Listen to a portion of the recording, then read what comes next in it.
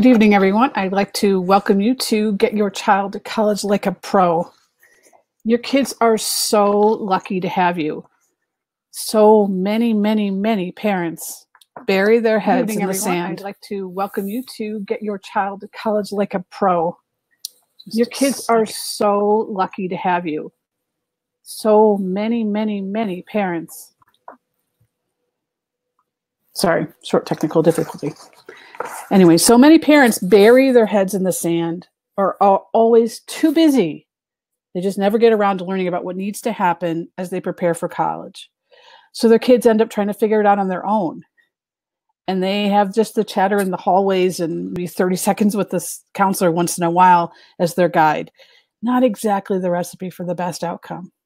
Now, I get it. I have 6 kids. I have 4 teenagers right now. We're busy. It can be really hard just keeping up with the running here and running there. And then there's all this college stuff on top of it. So taking this time now is going to save you hours and hours and hours later. If you didn't get a chance, in the chat box and then also on the screen, there is a link to the workshop notes that I put together, a little workbook for you. So if you haven't had a chance, download that. Print it. You're going to want to take notes as we go along. By the end of this class, this is where we're starting usually, but you will feel a weight off your shoulders. Your child's going to have what he or she needs to succeed without fear, without anxiety, because you're going to know how to lead him or her through the process.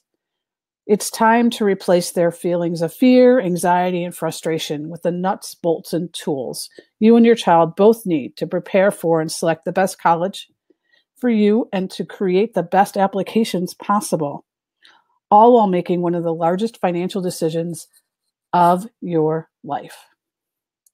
So, who am I? Why should you listen to me? Allow me to introduce myself. I'm Katherine O'Brien.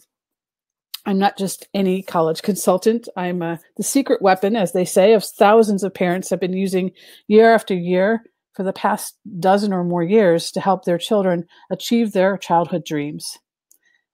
At this point, I know what works and what doesn't work throughout the college prep process, going from bewildered teen, freshman, not even thinking about college at all, to polished applicant, to joyously accepted student. Since 2004, I've worked with families from Australia to Germany to Guatemala, I can't talk tonight, Florida to Washington State, Southern California, Michigan, and beyond, taking each student step by step through the labyrinthine process to successful college careers. I am one of the few that actually does this holistically. I work with student side, the financial side, the paperwork, you name it. I do it. I'm not a tutor. I don't do that part, but I understand admissions. I understand scholarships. I understand financial aid, and I know something about college funding. So putting that all together to have everything that is needed for a family. For myself, I attended one of the country's top private schools, earning a bachelor's degree in industrial engineering from Northwestern. I had great GMATs. Those are like MCATs, but for business school. But I decided not to head off for an MBA. It took me until late in my college career to really own my desires and finally pursue them. My mom's voice was very loud in my life. In my senior year, I found myself interviewing for jobs that sounded horrible to me. I was so disheartened I was ready to quit school just 6 weeks before graduation. But I knew my dad would kill me. So I kept on, and there you see a picture of me getting my diploma. Orange is for engineering, if you don't know the colors of the tassels. Long ago, on my mother's birthday. After school, I took a couple years to work. Then I switched gears and headed off to study theology. I earned my master's at Franciscan University of Steubenville, and I loved it. I was poor as anything, and my parents were not pleased. They didn't ever even come to visit me, didn't come to graduation at all, nothing. They were very displeased with their daughter. But I was really pleased because I'd found something that I really loved. In 2004, as a homeschooling mother of 6, I founded Celtic College Consultants so I could help families through this whole process.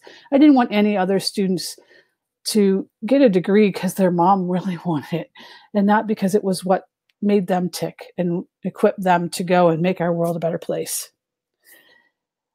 Homeschooling friends have been asking me for help for several years with the whole admissions process and financial aid. A number of my friends down in the San Diego area, we'd get together every week, but they hadn't gone to college at all. So they really had no idea. And of course, going to graduate school, I'd done the whole process twice of applying and getting in and doing all of that. So since then, I am just so grateful to have been able to help thousands of students and their families across the country with their personal development, their resumes, their test prep, college consulting, college selection, finding scholarships, doing interviews, and so much more.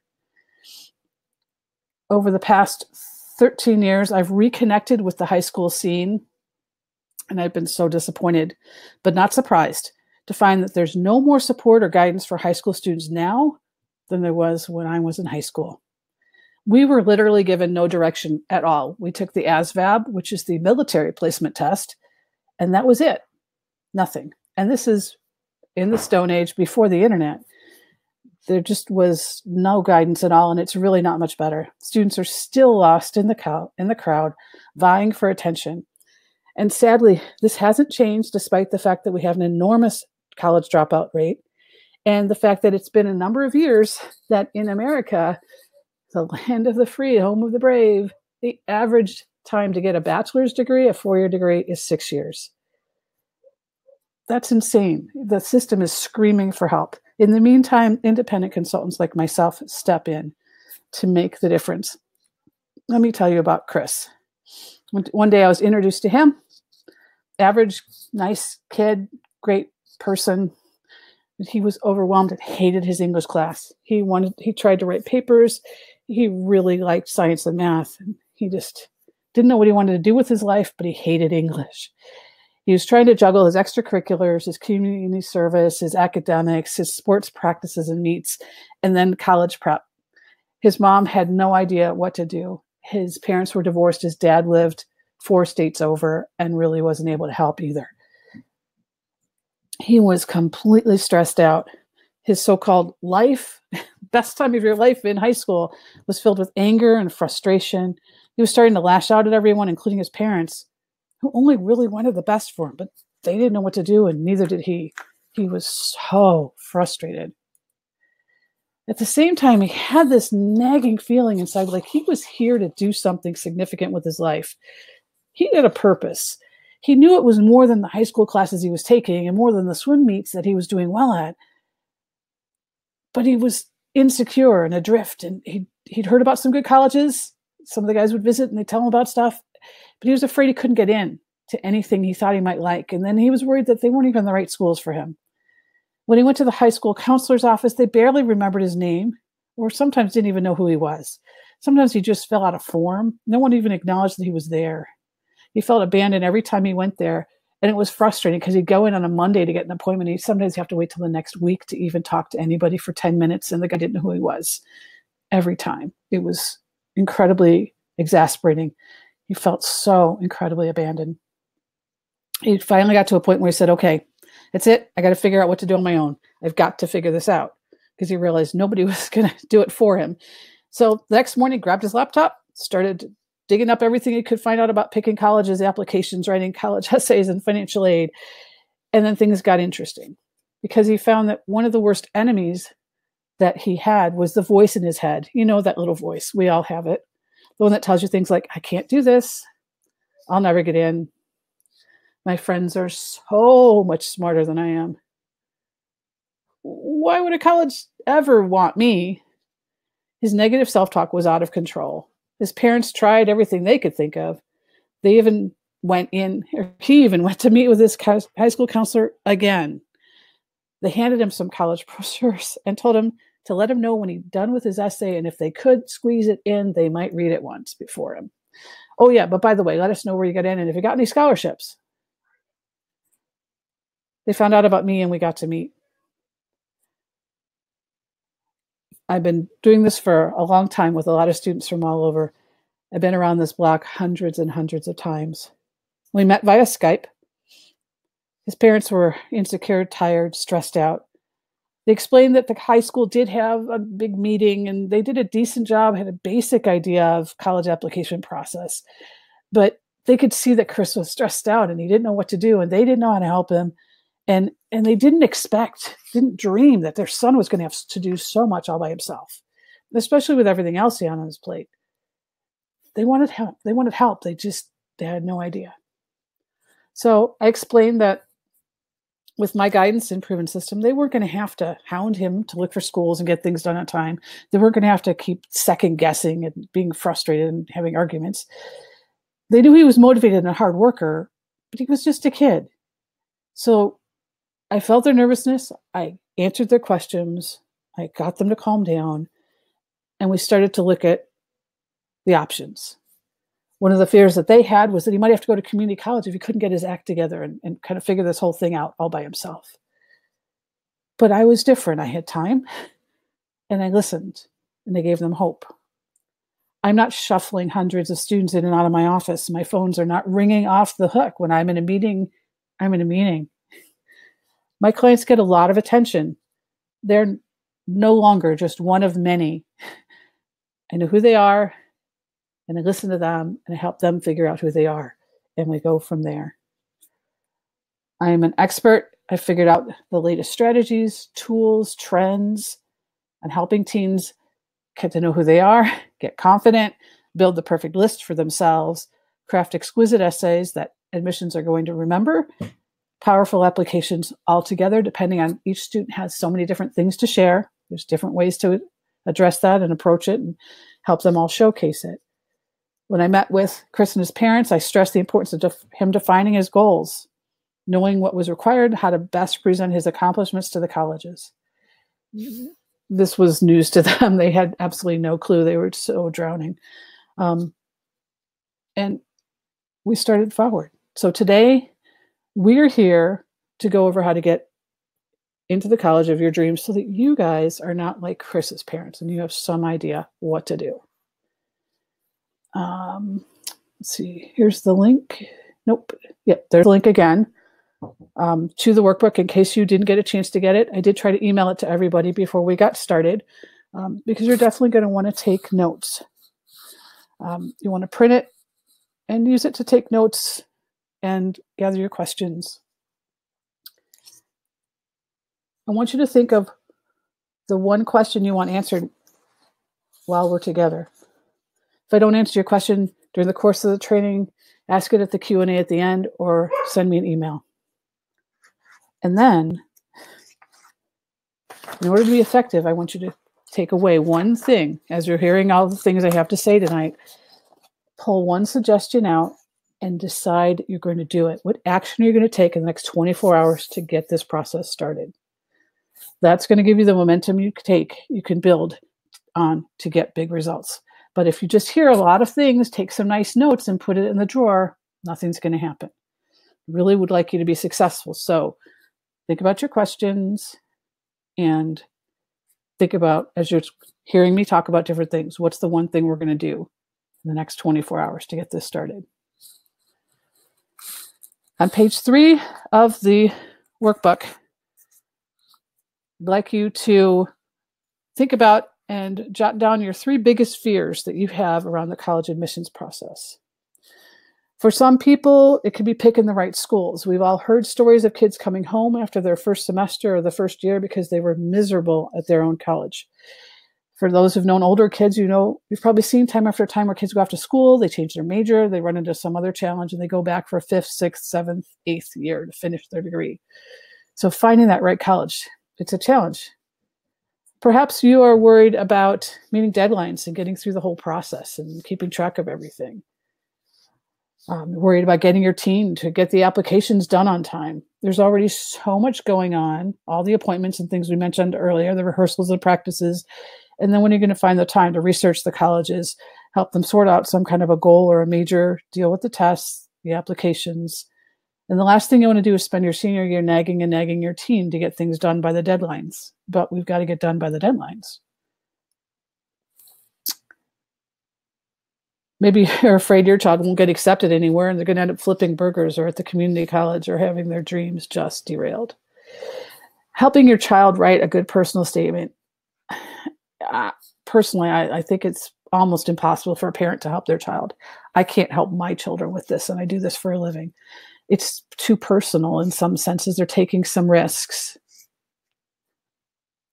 And it's really, really hard for them to be honest and to really take the risks they need to take and be themselves fully in that essay. They're stepping out in a new way. It's tough. They know we love them, but it's mom and dad. And they need some space sometimes. And then most parents have no idea what admissions is looking for. And so you end up with a lot of guessing. So that can be an issue for a lot of families. Concerned about getting admitted, what's going to take, which admissions process. The kid next door got in last year with scores that weren't as good as our kids, but then, all this stuff. There's no guarantees about any of this, except for the schools that give guarantees, because they say if your scores are this, and, like the Cal State schools, their little formula. So if your number is this, etc., you're in our territory, then you're going to get in. But most places, it's in some sense a crapshoot. You can kind of weigh your odds, but there's still things you don't know. And that can be really scary when you're not sure how to pick the schools. This is the one I think we're all afraid of, failure. There's so much on the line. We don't want to break the bank. We don't break our kids' spirits. We don't want to run out of time. It's so many things on the line. We don't want to mess this up. And along the way, we're hearing so many things from other parents, presentations at school, other places that just don't add up. The local state school is a great school, but it's impossible to get into, or it's not too bad to get into, but kids can't get the classes they need, or there's no aid at certain schools, etc. The talk goes on and on and on. You hear different stories so often, you have no idea how to begin to sift the truth from the fiction. It's such an incredibly important decision. You've got to have the right information, and you don't want to make a mistake. So if you have more than 3 that you wrote down, put a star on the 3 that are the most pressing in your minds, the ones that are keeping you up at night, the ones that are leading to those tense conversations sometimes, and you're just trying to figure it out. And you're concerned because you love your kids and you want the best for them. So there's things that we're afraid of. So let's identify those things. And then let's turn the page. We'll start by looking at the big picture of how to get your child into the college of their dreams. It's time to quell those fears. Now, we've identified them. That helps you listen to certain things I say. That's your focus. That's your target while we're here. So I've got the word AIM running down the page. That's an acronym to help us remember what's going on. So the A is to assess the situation. To assess. What does that mean? Like a test, in a sense. What's already been done? What accomplishments does my teen have so far? Everything since 8th grade graduation day. What are their accomplishments? What awards have they received? Have you guys had any kind of college conversations? What are the goals? You want to be close? You want to be far? Big school, little school, religious school, non? Lots of questions. How much is it going to cost? Lots and lots of questions. What kind of conversations have you had with your child? You have the entire spectrum of possibilities in our colleges, from making up your own classes and your own majors to strictly regimented programs, especially in engineering, to dorms where it's, locked down, all male over here, all female over there, very old-fashioned traditional in that sense, and other dorms where, what's the gender du jour, and they have all kinds of flexibility and rules to deal with different situations. So what's the spectrum there? There's just so many different aspects of all of this. What's our budget? I know that's a scary one, but it's tax time, so we may as well look at it anyway. We've got to look at our numbers. What's our funding plan? How much is our student going to have to contribute? 0 is not a good contribution for the student, I'm just going to tell you. Are the parents or the students or both going to have to take loans? What are the realities of taking loans? We're hearing the horror stories, And they are, like all news, exaggerated and the ones at the end of the spectrum. But there's a reality to, there's a lot going on here. We need to know what that is and what's likely to be and what makes sense for our family and our future. Have you visited any campuses? And have you visited any campuses getting past that tour, which is the marketing sales tour? And the pretty girls and the nice food and the great architecture, and we've got wonderful this, that, and the other. There are no problems on our campus. Ask any admissions tour giver, right, at any campus. But there's more to it than that. But getting that will get started. Have you gone to any college fairs, any college prep nights? How much time is there before applications need to be submitted? Some families are starting in fall of junior or senior year. So, okay, now what? Let's figure this out. While other kids will already have all their applications submitted. So we need to know what our timeline is, because that's going to impact what we can get done and the level of detail we can do it. And then what are our resources? Who has time to help with this? So the assessing the situation is broad. I is for identifying the objective. Life is an amazing gift to us. And all too often we just drift from one thing to the next, almost without thought. We just sort of float from day to day. But with the expense of college, at least 4 years of time, effort, not to mention the cost, it's essential that we have some goals. So what are you looking for as parents? What's your student looking for? Are we looking for big scholarships? Are we looking for big name colleges, highly selective schools, small class sizes, certain industries or companies to be recruiting on our campus? We're looking for Greek life, fraternities and sororities. We're looking for certain athletic opportunities. We're looking for prep for grad school of various kinds. Do we want a certificate training program or a vocational thing, an apprenticeship, an internship of some kind, paid or otherwise? Study abroad. We need to identify our objective. What is it we're looking for? And then M is for make a plan. We all have the same choice, right? Fail to plan is planning to fail. So we can plan, or we can fly by the seat of our pants. And given the fact that you've taken time to attend this class, it seems to me that you're a planner. You're determined to be successful, and that's a really good thing. So let's take a few minutes and break these down further. Step 1, assessing the situation. Part of assessing is sorting out what sort of student your child is. What are his or her goals and desired majors? What sort of campus is the best situation for him or her? Another part of assessing is having clarity about his or her goals. And keep in mind, the back of your head as you're doing that, you'll see some hints there of how to showcase your child's strengths. With some of our kids, it can be obvious. They're going to need to put together a portfolio of their artwork or architectural designs, or prepare for an audition, singing or dancing or something. Others, we're going to need to take time to determine the academic and interpersonal strengths of this child and how can they best be showcased. There's all kinds of colleges, as you see, everything from lots of green to the old with the walks, paths across the quad, to the high-rise, and some of them are much taller than some of these buildings. At the same time, we've got to look at the financial side of things as well. What resources are available? What investments are in place? Savings, need-based aid, merit scholarships, student income, etc. Okay, then let's talk a little bit about identifying the goal. And I'm sorry, I didn't tell you to turn the page, but there was a page for assess the situation. And so just make sure, understand your child's goals. They'll reveal how to best showcase your student. There's some categories about assessing.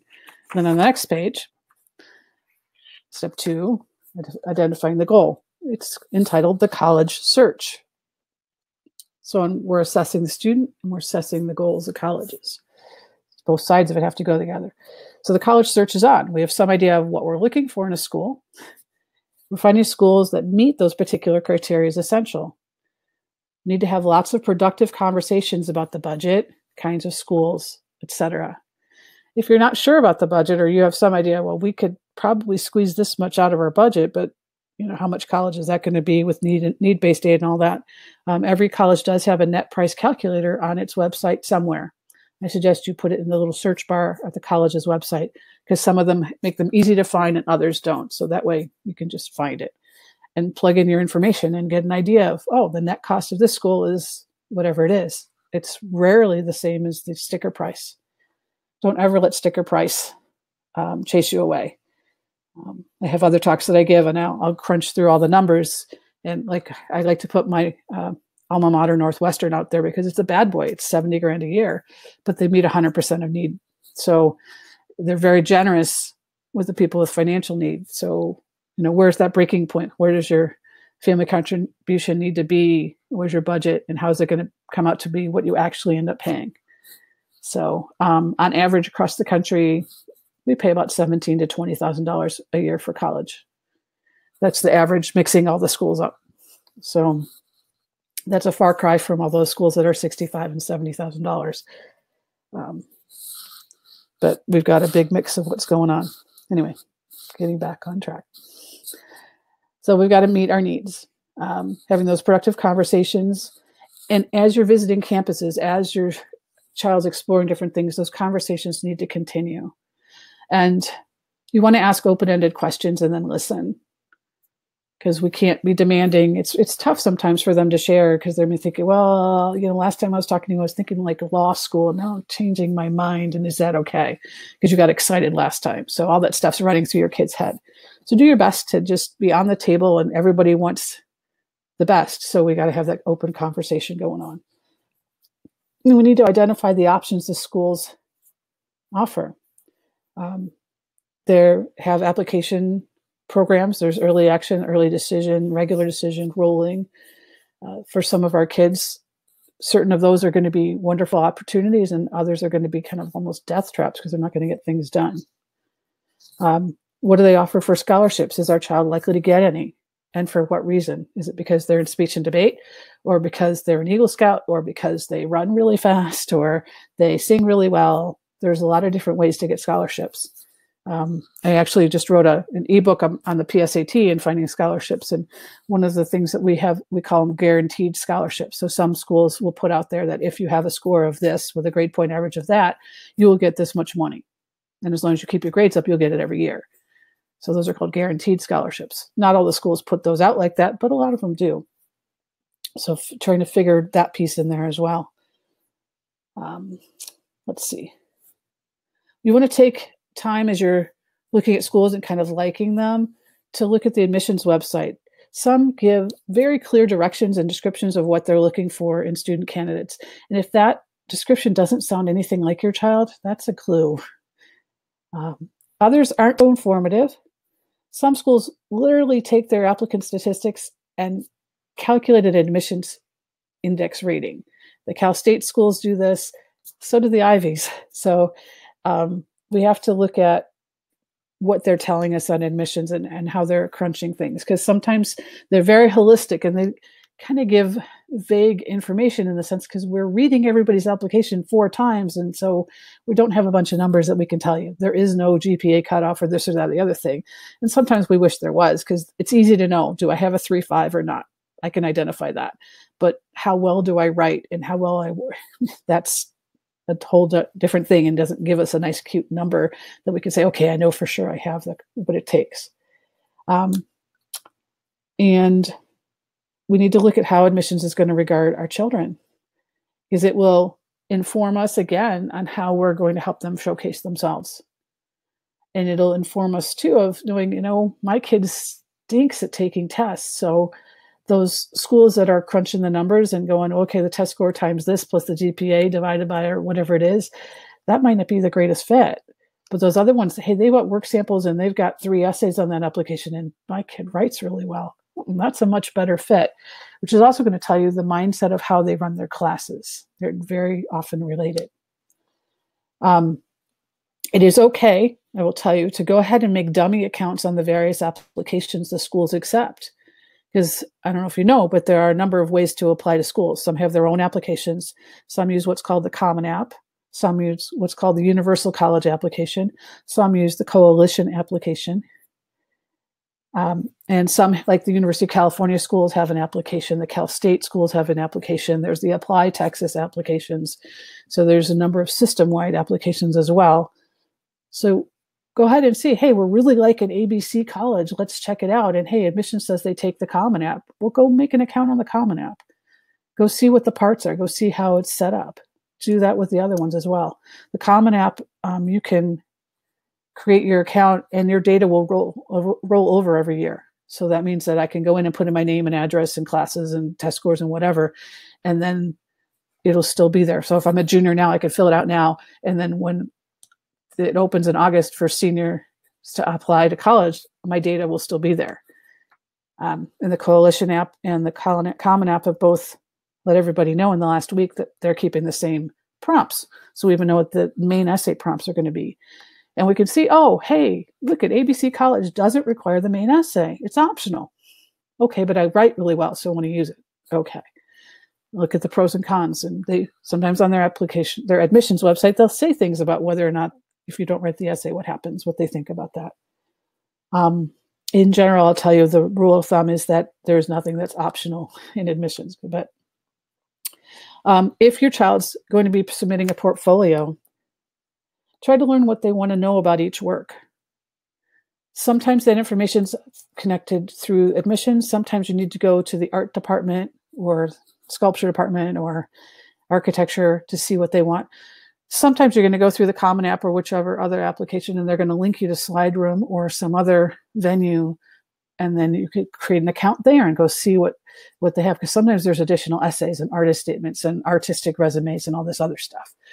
Theatrical resumes, et cetera, et cetera. So you'll want to, the sooner you have an idea of what we need to compile, you'll recognize how big the project is for applying. You can get things started and you pull that together. And you'll know too that these schools are asking a lot of information and my kids got it. And that's great. They'll be really able to showcase and be strong. And this other school like this school, but they don't ask any of that. And I don't see any way that we could use all of that to showcase our child. And they've got all these strengths and I don't see any way to tell the college. So, how are they going to find out that my child is pretty awesome? And will they accept them? So that's, all these things are running through our minds. And you want to be organized, obviously. You're going to need to create a filing system and keep your data together so that, ABC College, here's the data and the information we gathered. And, XYZ College, here's the other stuff. Okay. And I mentioned that. All right. Then the next page. Oh, I want to go back to one thing on the page 6 in the guide. At the bottom it says, what schools have you visited, seen at college fairs? College fairs often have alumni who are there as representatives, or they'll have an admissions rep, and that's their job to be on the circuit going to all the college fairs. So you may or may not be able to get so much information. And you'll need to see how good it is. You always want to kind of ask who people are, read their name tags. And then campuses you visited, you want to get beyond the admissions tour. You want to take the tour, but you want to go beyond that too and talk to professors and sit in on classes and talk to real students and have some questions to ask. Okay, so page 7, step 3, make a plan. As you saw, we've been gathering data, what's needed, what kinds of things are we going to have to put together for our student. We've got all sorts of kind of bits and bobs strewn all over the place, schools and majors, application options and test scores and grades and essays, hopes, dreams, portfolios. And so we need to identify what we'll need. And I want to mention, I mentioned test scores. I haven't talked about those too much. There's about 800 colleges across the country that are test optional for admissions. So it's a little bit tricky. So they won't require a test for admissions. A lot of them will have extra essays, which is fine. But for their scholarship money, a lot of those require tests. So you can't totally get away from the test scores, but sometimes you can get mostly away from them. So that's something else to note, because if your child doesn't test well and you've got schools on the list that don't require the test, that may be a help for you. And then you want to identify what resources are you going to need. Career coaches, test prep books or classes or tutors. And classes, there are in-person classes, and they're really annoying to me. They cost $1,500 to $2,000, and they cram all these kids in a little room, and they go down the middle of the path of here's the basic stuff and all the tests, and they marched all the kids through it. And, if your kid's really good on math and they need more help on the critical reading, they're not going to get it. Everyone's going to get the same thing. And they're expensive. But there are also online classes, which are tutorial based. And there's also tutors, which go anywhere from $25 an hour to $500 an hour. And you get what you pay for pretty much on those. Test prep books, which can be really good for having additional copies of the tests, but most kids are not going to be motivated enough on their own to do that all by themselves. Admissions consultants, financial aid gurus, financial planner, whoever your investment advisor is, your tax strategist, because you may look at making some modifications to your portfolio for the sake of qualifying for more need-based aid, but you need to look at also the tax consequences. So it all has to be coordinated. There's some people like me that do more than one of those things, and then some people that don't do all of them. So making a plan, again, you're still kind of gathering data, and then from this, you get to make a plan. But there's a lot of different things that go into all of this. And the career coach, I'll address an objection I often hear about that is, well, my child's only 16. What are they going to really know? And they're going to change their career 16 times or whatever. And yes and no. Their basic personality is known and their strengths are known. They're really good at math or they're not. And we all know that by the time they're 16. They're really good with words or they're not. They're really good at history or they're not. We kind of know their strengths and we know their personality. And then the big leap into, okay, so what careers would be a good fit? And therefore what majors? And so what kind of programs are we looking for? And it's knowable. So there's software that I use for that that's you can't buy on your own, but you can certainly get a hold of me if you wanted to get just that, to get that started. There always has to be a conversational part with that as well. But there are places to get that started, but you definitely need to know that. Can your child go to college undecided? Of course, but their essays aren't going to be as strong, and they're going to be much more likely to take 5 or 6 or 7 years to graduate because they're going to wander around the first couple of years taking classes, doing the gen eds, and then they're going to figure out, I like this, okay? And then once they figure that out, then they get to go and look at, okay, here are the requirements for this. So what of the big mess of classes that I've taken actually are going to count towards this? And some of them will and some of them won't. So they'll end up with extra credits that don't count towards their degree or towards their major. And so that ends up taking extra time and extra money. So I always tell people you can change your major as many times as you want in high school. It's free. Changing it in college can be very expensive. On average, it's $50 to $100,000 to go an extra year or two. And that's the average cost. If your school costs more than average, it's even more. Oh, here's the college stuff. Yeah, you'll need to get transcripts as well. You should be able to pull those online from your school, but sometimes you got to ask. And sometimes they don't show the class rank and they don't show the overall grade point average, and you want to know if it's weighted or unweighted.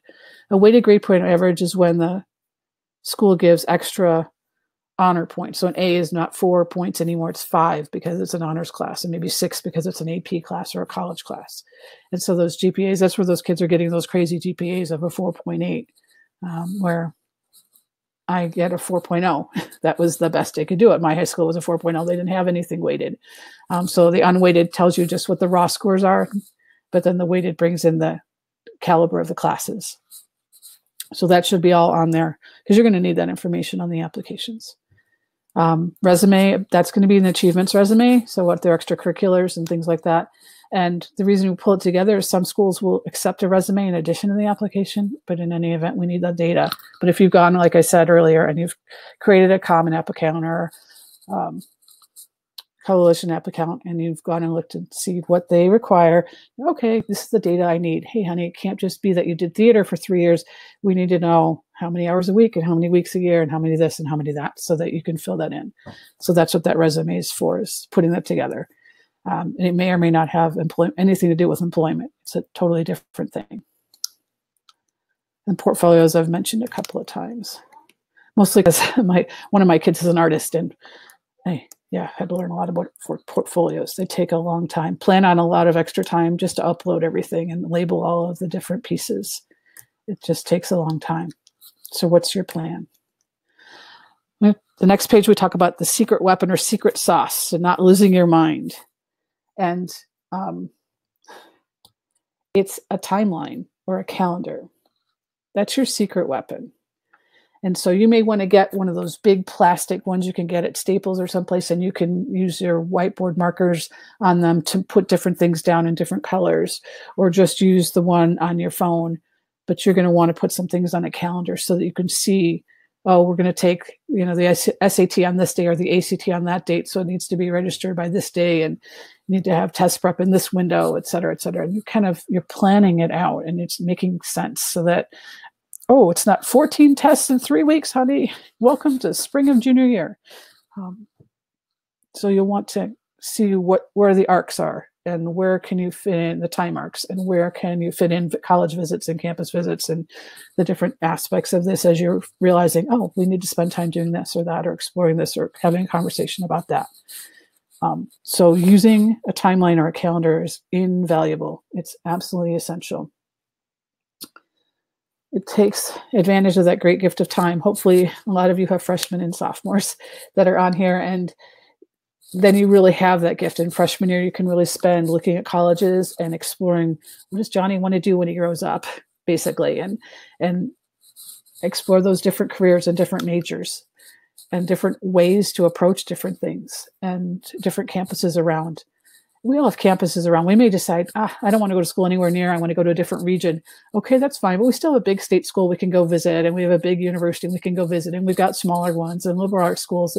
So we can visit the different genres of colleges if we're not going to necessarily be able to visit all the specific ones that our child wants to get to go to. But we'll have an idea of, oh, yeah, that's a lot like this college, or we can compare. And they know each other. So if you call them and say, yeah, I went to Ithaca College and I really liked it, and so how are you similar or different from them? They should be able to answer that question if they're another small liberal arts college, especially one that makes it into the Colleges That Change Lives book. So, okay. The timeline also is going to help us stay calm. See that we're on task. We know what to do, because one of the things that happens with all of this is we tend to get all wound up and think, oh my gosh. And very quickly we're flooded with this list of 42 things we have to do, and we forget that we don't have to get it all done this week. So it's the skeleton, it's the framework, the preparation, the application processes hang, so to speak.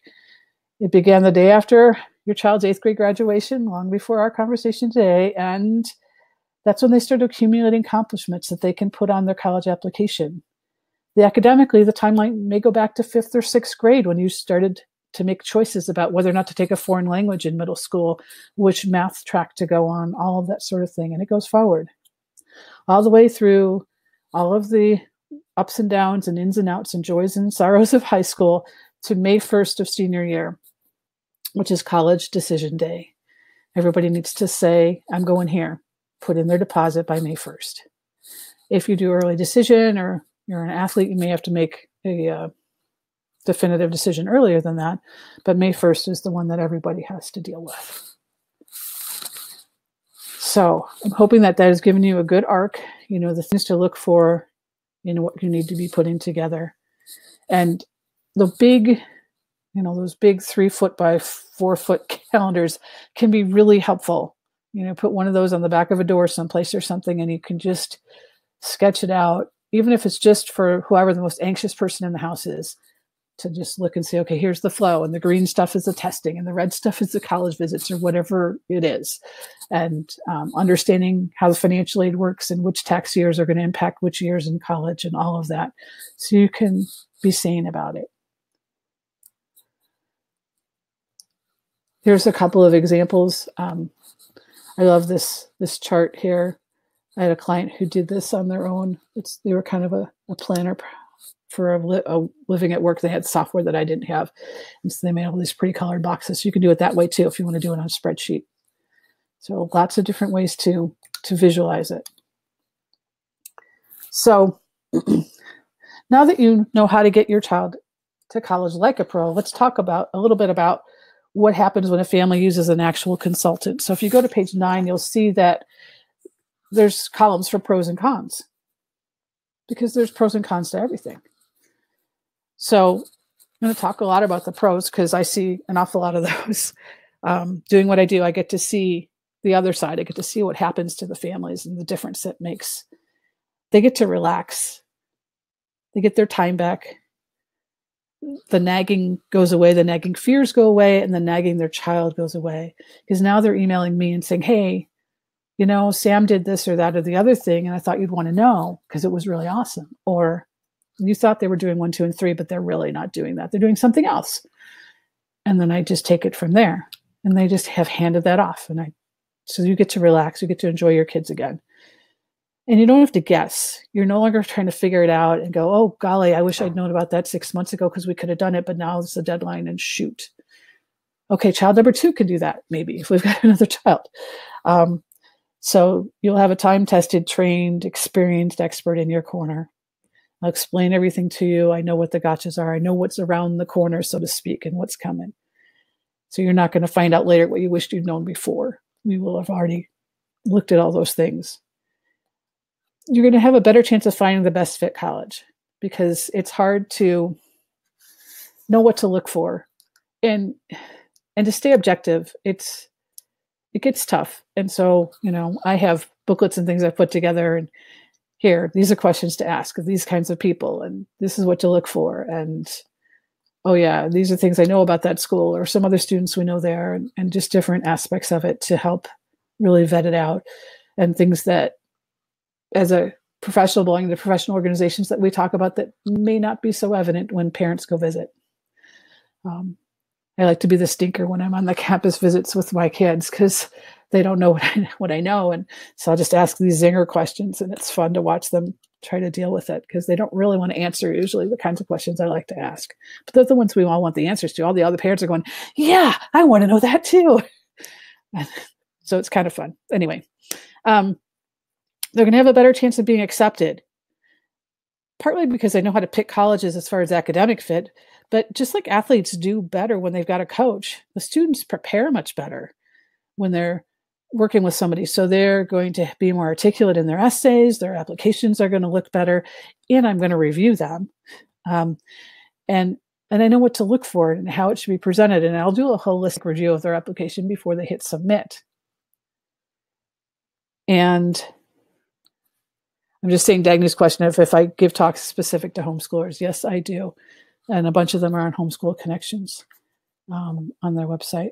You're going to get more scholarships, because if that's what we're fishing for, I know how to fish for them. I do that really well. My last 3 years graduating classes, I've all gotten around $250,000 each on average, and fewer loans, which is always a plus.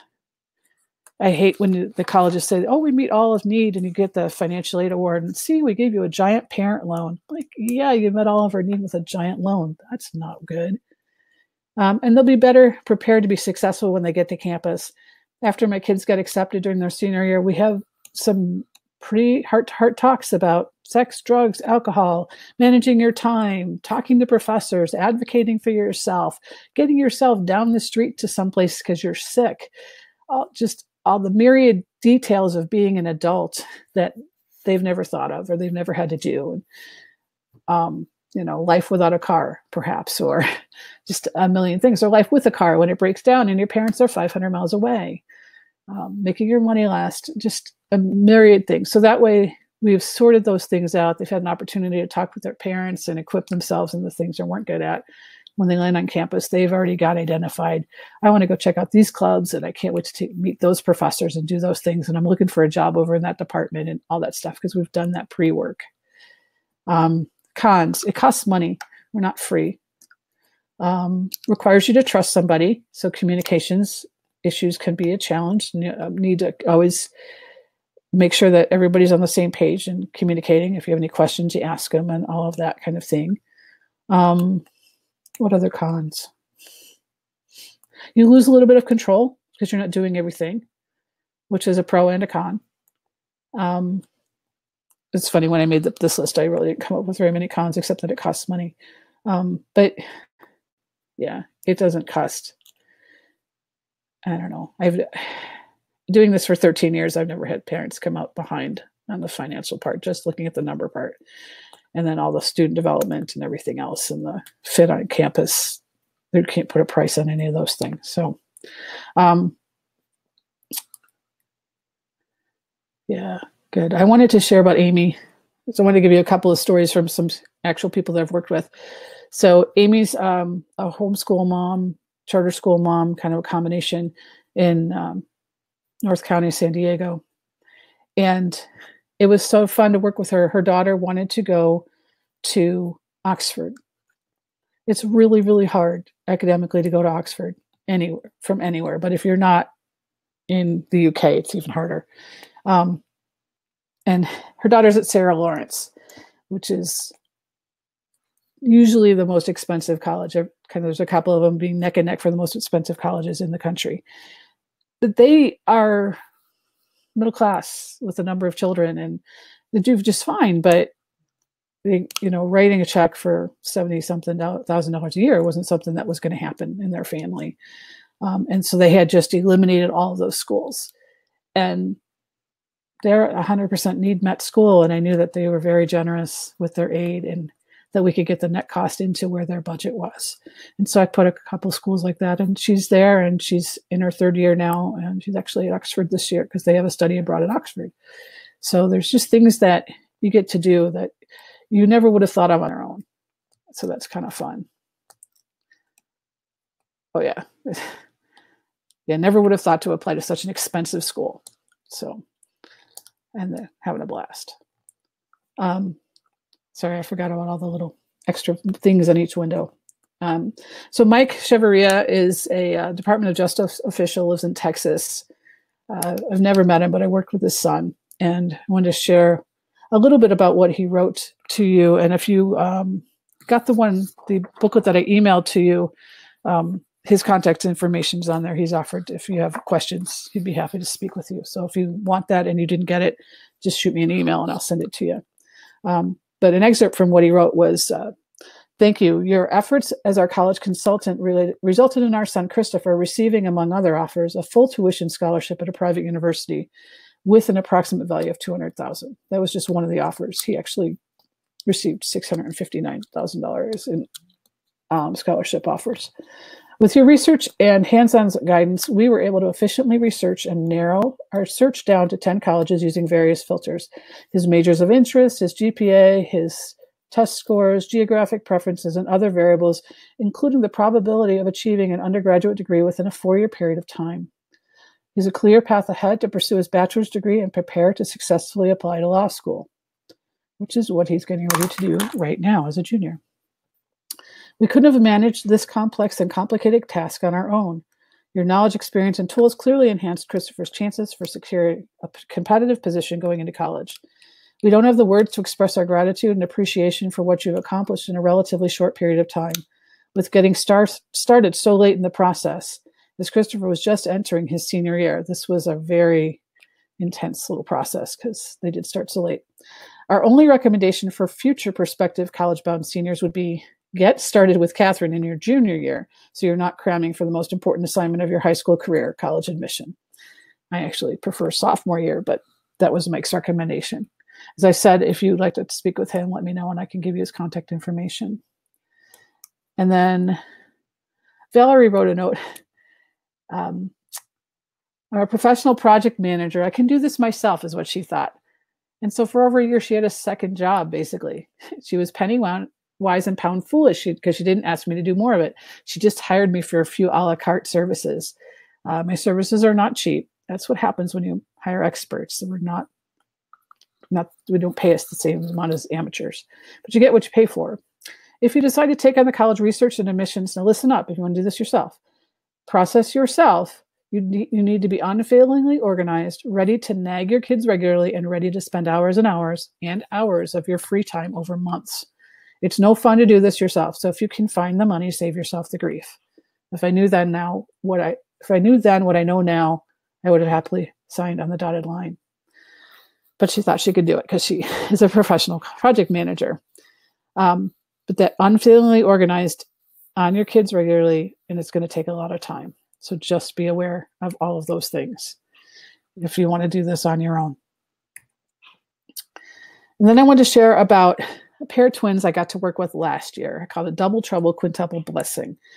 A year ago, they came to me. They had twins. Because of recent events in their family life, their top goal for these academic proficient girls was to get college for as little as possible for the both of them.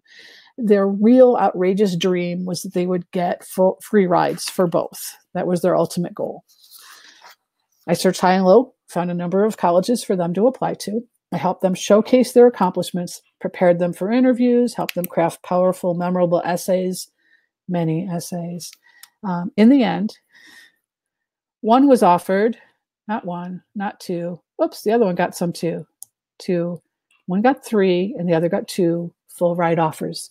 The only reason they both didn't get 3 was because one of the colleges had a policy that they refused to give 2 siblings in the same family a full ride at the same time. So that school said, here's a full ride for you. Here's a big scholarship for you. And if you come and you do well for the first year, then we will give you a full ride from the second year on.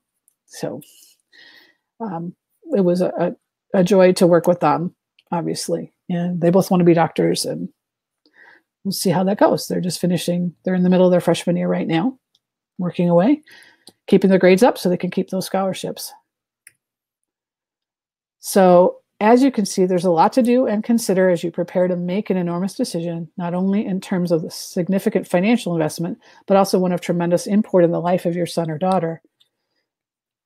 I encourage you to spend an hour having a professional consultation with me. During our private virtual meeting, I'll assess your situation. I'll answer your questions. I'll give my professional opinion. As an expression of my gratitude for your time watching this tonight, I'll give you $100 off the usual $250 consultation fee. The link to the form is both on the slide and on the Q&A page. Is that true? Nope. I took it off the Q&A page. I think this link is broken. I'm sorry, I forgot to take it off the slide. But you all have my email address, and I will email. I see that Day signed up late, so I will email you later to make sure that you have it. But you can email me. And if you would email me, please, by the end of the week to set something up. We can schedule it out for later in February, but let's do that this week to get that $100 discount. Let's see. Okay. Oops. So let me just take a look and see. I know that somebody asked about homeschoolers, and I've answered that already. Is this about how to find scholarships? That's a part of it. Depends on what you're looking for, but absolutely that can come into it. I'm glad the technical problems got dealt with. And I'm glad that Andrew's having a good college visit. And as I said to Dagny earlier, I do talks geared specifically toward homeschoolers. There are some admissions considerations for that community, as well as putting transcripts together. And just that whole thing of you don't even have the hallway chatter. Jennifer, yes, I work with people all over the country. I always have. I actually have moved. I'm not at TCA anymore. TCA is a charter school in North County, San Diego, and I am in the Midwest. So I'd be happy to chat and see how things are going for you now that you've moved to Colorado. But yeah, I've worked with families all across the country since the very beginning in 2004. Let's see. The FAFSA changed a year ago, which is the main federal financial aid application form. And so now they're using what's called prior year. So if you've got a student who's graduating high school next year, so you've got a junior and they're going to graduate in 2019, you're going to use your 2017 tax return that you're just preparing right now. That will be the base income for their freshman year, for the 1920 school year. So it's a little bit goofy. So when you apply for financial aid now, you can do it starting in October, and you're going to use the tax return for the calendar year that's 2 years before the fall. So if you start in 2019, it's going to be 2017. You start in 2024, it's going to be 2022. So if you just subtract 2 years from the year the calendar year of the fall semester that'll tell you. If you're going to start in spring term, it's still the same calendar year, academic year. So it's still the 22-23 school year. You're going to use the 2020 tax return, even if you don't start till spring of 2023, because it's for the same school year. The FAFSA is the gate to all the federal aid, most of the state aid, and many of the institutional aid, the colleges money themselves. 93% of our scholarships come from the colleges. But we always want to check the financial aid page when we're looking at seriously at a school to see if they require also the CSS profile form or their own form. And that's much more in depth, and they schools each set their own parameters for how they use the information that they gather. Kim, if you go look on my website, actually, I still have my prices out there. So if you look under services, you can see what I offer, and at the bottom, near the bottom, it actually shows what I charge. I've been advised to remove that from my page, but I will do that at some point. And then I also have for especially looking at homeschoolers, I have $100 a month kind of walking you through while you're mostly doing it yourself program. And then I have the full-on one-on-one consulting program. And when you look at the website under services and that page, it gives all the detail of what I'm working on every year as well. So that should answer that question for you. So glad you were able to come today. Some people get confused because when you go to a school's website, it may say that they accept multiple applications. And that just means you've got choices. So some schools will have their own application, and they'll also accept the common application, or they'll accept the common application and the coalition application. So how do you figure out which one to do? Well, if you're last minute, you're going to go with whatever's easiest. But if you're actually doing this ahead of time, then you're going to look at what they contain, because they all are a little bit different from one another. And so you can showcase different things with different applications. And you'll want to see which one is going to put my child in the best light. So I would strongly suggest freshman, sophomore, early junior year, you're hopping on and jumping into the applications. You know, a lot of people abandon applications. That's what it's called. If you go in and you fill it out part way and then you never submit it, it's called abandoning it. A lot of times that's people looking to see what's coming next year. How do they approach this? What kinds of questions? How do they ask them? What am I allowed to put in? Can I put a resume in here or there? How does this work? And that's totally fine to do. As I mentioned earlier, the Common App, and I believe the Coalition app, you can pre-fill and it will carry it over for you. So that data won't go away, which is great. Makes it a lot easier when you're trying to get everything done for early deadlines. I see that our hour is over. So I look forward to hearing from you, either text, phone, email, in this next week, so we can schedule our consultations. As I said, it's $100 off as long as I hear from you by the end of Friday, and we'll get something scheduled and go through your particular situation and answer your questions. And you can ask me whatever question you like, and it's all private, and we'll meet via Skype or FaceTime. So if you could let me know when you are emailing me what time zone you're in, that's helpful, because then I can give you information. Otherwise, I'll just give you information and I will label it in the time zone that I'm in, which is Central Time right now. And we'll get something scheduled. Hope that you all have a great day, and I look forward to speaking to you further. Good night.